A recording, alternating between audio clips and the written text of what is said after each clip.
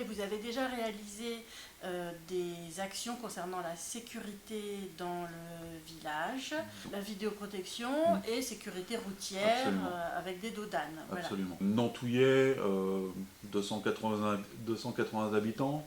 Nous avons un parc de caméras qui était jusqu'à l'heure actuelle de 16 caméras. Et là, nous venons de faire une extension de 8 caméras supplémentaires. Donc le village est couvert entièrement avec 24 caméras. Alors, c'est pas pour espionner nos administrés, hein, loin de là. C'est vraiment pour la sécurité des biens de nos administrés, des biens de la commune de Nantouillet, et également la sécurité routière, car à savoir que Nantouillet est traversé par la départementale 404, qui est un itinéraire bis de la CD 212 qui fait Roissy-Claye. Donc quand la francilienne ou le CD 212 sont bouchés, les gens qui vont à Meaux passent obligatoirement par Nantouillet. Donc volontairement, nous avons investi dans de la vidéoprotection pour 24 caméras, et jusqu'à présent, nous avons les forces de l'ordre qui viennent régulièrement pour des affaires de vol, des affaires d'accidents. C'est la police de Villeparisis. Nous sommes Villeparisis, oui. Mais ça se peut qu'il y ait des vols qui viennent déjà de beaucoup plus loin. On a déjà vu le commissariat de Chelles venir. Des fois, sur des affaires qui sont en cours sur, par exemple, le territoire au commissariat de Chelles, et ça se peut qu'il y ait des vols dans notre secteur. Donc ils font la traçabilité avec tous les villages qui ont les caméras. Par exemple, Clessouilly qui a des caméras, Messy qui a des caméras, Juilly, Saint-Marc. Donc ils suivent comme ça les délinquants de village en village. Et donc nous, vu qu'on a un parc qui est vraiment complet sur notre commune, ils viennent nous voir et nous demandent qu'on leur donne les images des passages des voleurs. Et donc ces caméras, elles sont placées où ?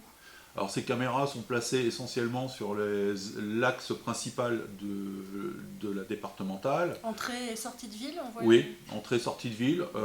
Alors nous avons la salle polyvalente qui est extérieure, au village. Donc là, on protège également la salle polyvalente. Sur les extensions qu'on a fait de 8 caméras supplémentaires, on a privilégié les entrées et sorties à dominance agricole, pour éviter et pour prendre en flagrant délit les dépôts sauvages, parce que nous sommes vraiment impactés dans le secteur avec les dépôts sauvages.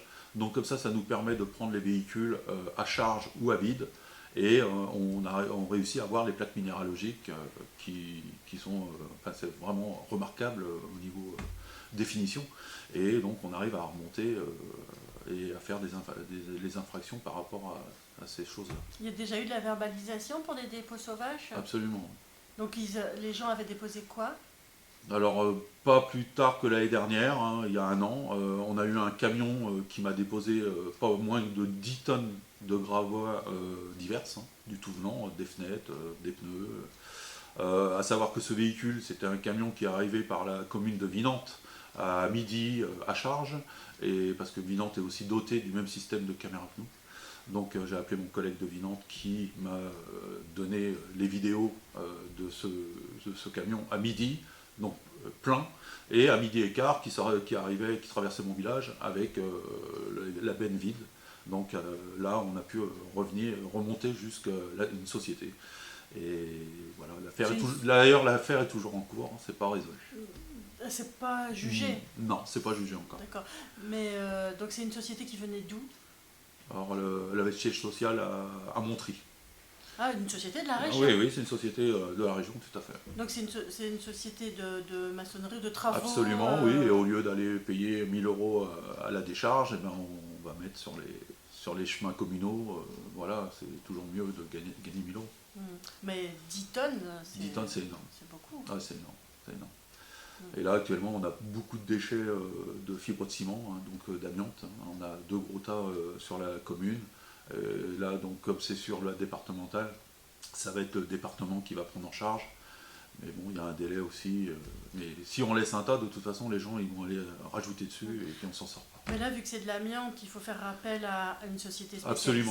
Absolument. Donc c'est pour ça qu'il y a beaucoup de papiers administratifs à faire, parce qu'il faut que les personnes qui font ça soient avec des combinaisons, avec des masques, il faut que ce soit emballé. et il faut que ce soit emmené dans des parties bien spécifiques. Donc ça, on est en attente là actuellement avec le département pour les 2 dépôts que j'ai sur la commune. Les dépôts sauvages, il ne faut pas aussi mettre tout sur le dos des entreprises. Nous avons aussi des administrés, plutôt que d'aller à la déchetterie, eh ben, ils préfèrent aller dans les chemins communaux et déposer leurs déchets verts ou leurs vide-greniers. Et donc, à savoir aussi qu'il n'y a pas que les entreprises. Une grande partie, c'est les entreprises où le travail est noir, mais il y a également les administrés de votre propre village. Qui vident leur garage. Absolument, bah oui, c'est toujours plus facile d'aller derrière le cimetière que d'aller à la déchetterie. Et concernant la sécurité routière, alors les dodanes. Alors, sur la départementale 404 qui traverse Nantouillet, nous avons une vitesse excessive qui est là journalièrement. Et donc, nous avons essayé de tout faire pour pallier à ce problème. Nous avons mis des chicanes, nous avons fait des comptages kilométriques, la police était venue avec des radars. Et là, la dernière innovation sur Nantouillet, on a eu le droit de faire 2 plateaux surélevés à 7%, donc, ce qui est la norme pour la sécurité. Hein. Et actuellement, donc, nous en sommes en train de voir les bénéfices de cette sécurité, parce que les personnes, ils n'ont pas le temps de reprendre leur élan pour repartir sur le 2e dodane. Ils sont vraiment obligés de ralentir. On est quasiment, même moi personnellement, on est obligé d'être quasiment à l'arrêt. Moi, sincèrement, c'est pas pour embêter les gens, c'est pas pour embêter les gens qui vont au travail, c'est pas pour embêter mes administrés. Mais comme j'ai dit à mon conseil municipal, je préfère avoir une tache d'huile sur ma chaussée qu'une tache de sang. Parce qu'il faut savoir que nous avons le parc qui est à côté de la salle polyvalente où les enfants passent par la grande rue, et c'est inadmissible que les gens roulent à des vitesses excessives dans un village qui est limité à 30 km/h. Et donc ça a coûté combien, ça? Alors donc, ces 2 dodanes ont coûté quand même la bagatelle de 50 000 euros. Oui. Le département nous a demandé de les faire à des plateaux très longs. Donc savoir que la matière première c'est l'enrobé. Et donc voilà, c'est pour ça que c'est ce coût onéreux. Et les caméras, elles coûtent combien? Alors nous actuellement, entre la première phase et la seconde phase, nous avons pour 24 caméras. Donc dans les 24 caméras, nous avons 6 lapis. C'est-à-dire les lapis, ce sont des caméras à entrée et sortie du village qui photographient toutes les plaques minéralogiques. Donc on sait telle voiture avec telle plaque minéralogique passe à telle heure, à la seconde près, et on sait l'heure qu'elle ressort. Nous en avons eu, alors l'ensemble, nous sommes à 250 000 euros. Avec des subventions? Absolument. Nous avons, alors actuellement, l'État est friand de donner des subventions pour les communes qui veulent adapter ce service de sécurité. Et donc, nous arrivons à avoir une dotation de 85%. D'accord, donc ce qui fait qu'il reste à payer à la commune. Alors là, je vois que sur la 2e phase, nous étions à 72-75 000 euros. Donc la commune, nous, ça nous revient à 12 000 euros. Ce qui est vraiment très bien pour nous. Et les habitants ont pris ces dispositifs-là d'une bonne façon? Alors bien sûr, tout le monde n'est pas pour. Tout le monde n'est pas pour les caméras. Mais il faut bien leur expliquer. On ne voit pas l'intimité des gens. C'est-à-dire que si les caméras filment une clôture ou une façade de maison, automatiquement elle est floutée. Donc on ne peut pas voir à l'intérieur des propriétés, ce qui est légitime, hein, c'est tout à fait normal. Et donc,